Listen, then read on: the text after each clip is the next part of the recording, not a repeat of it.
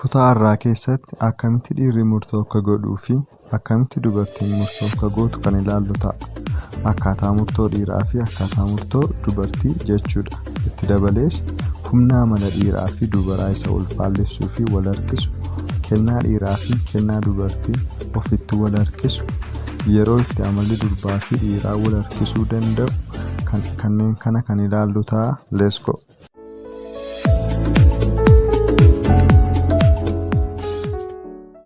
Murtoo haa gootuuf dubartii hin dirqamsiisin. Yeroo dhiirri itti gaafatamummaa murtoo kennuu isaa dubartii isaaf dhiisu, kan mataa ishee haa murteeffattu, waa murtoo isheefis itti gaafatamummaa fudhattu jedhu, kun kennaa dhiirummaa isaa booda deebisuudha. Kun akka isheen bakka isaa ofii ishee buusuun ofii ishee guddistu taasisa. Kun dubartoota tokko tokkoof carraa dandeettii dhiirummaa isaan keessa jiru murtoo gochuu akka barataniif isaan gargaara.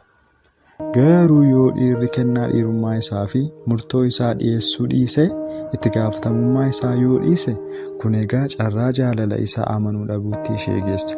Isaa wajjin jaalala keessa seenuu ni dhaabdi. Dhiirummaa isaas hin amanattu, nama ofii ishee taati. Yeroo dubartiin kee waa'ee waan tokko irratti yaada keessi gaafattu, yoo ati wanta ati gochuu barbaadde anaaf gaarii jettee deebii kennita yoo ta'e, kun dubbii hiriyyummaati malee kan ati jaalallee keetti dubbattu miti. Hiriyyummaa keessaa bakka waliif kennuu, ifatti wal kunuunsuu, bilisummaa waliif kennuutu jira. Akka jaalalleetti garuu atii fi isheen hiriyyummaa irra ni darbitu. Tapha humna jabaa qabu keessa seentanii jirtu jechuudha. Tapha amala dhiiraa fi amala dubaraa isa wal faallessu keessa jirtu jechuudha. Akka dubartiin si ajaa'ibsiistu, kennaa ishee akka siif dhiyeessitu hin barbaaddure, akkas akka isheen gootuuf immoo ati isaan kakaasuu qabda. Kennaa dhiirummaa kee dhiyeessuu qabda. Kennaan dhiirummaa kee inni caalaatti barbaachisaa dandeettii kee filannoo jiran hunda ilaaluudhaan murtoo ati kennituudha. Bu'aa inni argamsiisu irratti hundaa'uudha. Dubartoonni wanta akka gaariitti itti dhaga'amu irratti hundaa'uudhaan murteessu. Kun karaa filatamaa ta'een murteessuudha. Garuu walitti dhufeenya jaalala ho'aa ta'e keessatti murtii filatamaa taasisuu qofti gahaa miti.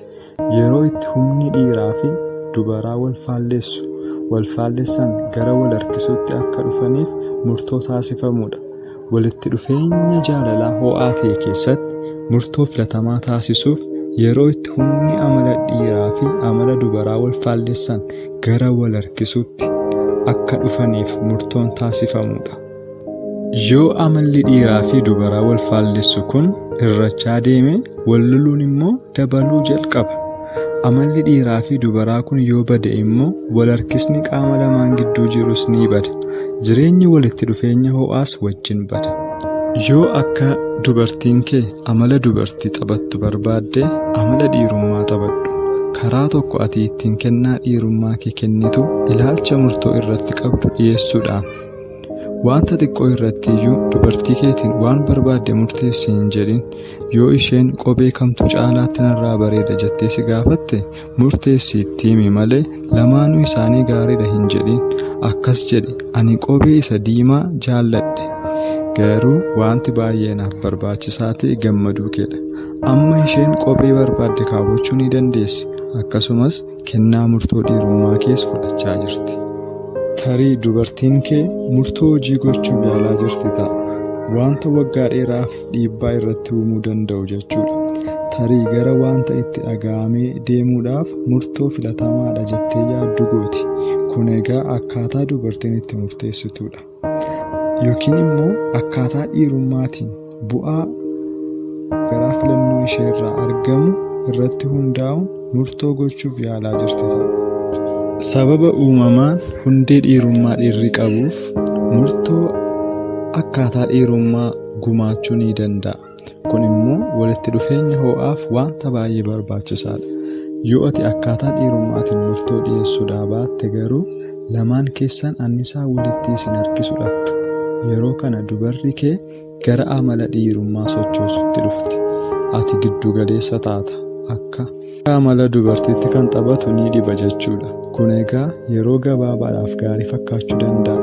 Garuu turtii keessa lamaan keessanitti iyyuu akka hiriyyaatti isinitti dhaga'amu malee akka jaalalleetti isinitti hin dhaga'amu. Kun egaa wal harkisa amala dhiiraa fi amala dubaraa dhabamsiisuun gara hirriyyummaa qaama lamaatti isin geessa. Kan filannoo isaanii irratti walii galan jechuudha. Yoo kennaa dhiirummaa keetii dhiyeessuu dhiiste ani dhimma kanaa hin qabu jetta ta'e kun siif rakkoodha. Sababni isaa akka isheen akkaataa dhiirummaa ishee keessa jiru irratti hundaa'uun murtoo taasistu ishee taasisa. Karaa biraa dubbachuuf murtoo dhiirummaa kee irraa akkaataa murtoo dhiirummaa ofii isheetii shaakaluu eegaltee caalaatti amanatti. Kana booda akka ishee xiqqoo qofa si amanattu arguu jalqabda. Fedhiin walqunnamtii saalaa siif qabdu illee ni dhabdi. Sababni isaa isheen guyyaa guutuu si amanachaa siin boqochaa hin jirtu. Ati dhugoomina dhiirummaa hin dhiyeessineef waan ta'eef. Kanaaf isheen bakka kee ofii ishee buustee ofiidhuma isheef akka dhiiraatti kennicha ofiif kenniti. Akka shaakalaatti filannoo kee fi ilaalcha kee kennuufidhaan dubartii kee gargaari akka isheen murtoo gootuuf. Yeroo akkas gootu garuu jaalala ati isheef qabdu murtoo ishee irratti akka hin hundoofne hubachiisi.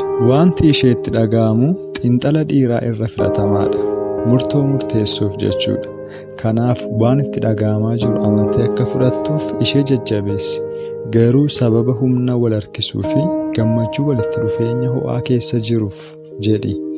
Wanta gochuuf jettuu fi maaliif akka gochuuf jettu itti himi. Yoo isheenuu murtoo mataa ishee qabdi jettee yaaddeeyyuu jechuudha.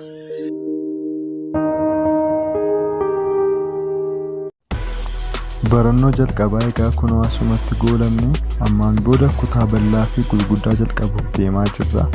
Barannoo haaraa eegalla jechuudha. Shaakala qabatamaa wajjin jechuudha. Kanaaf viidiyoowwan kun akka isin qaqqabu subscribe gochuu hin dagatinaa. Hiriyoota keessanii fayyada jettaniifis share godhaa. Jaalallee yoo qabaattan share gochuu hin dagatinaa. Yaadaa fi gaaffii qabdan immoo koomentii godhaa isiniifan deebisaa. Turtii gaarii nagaan tura.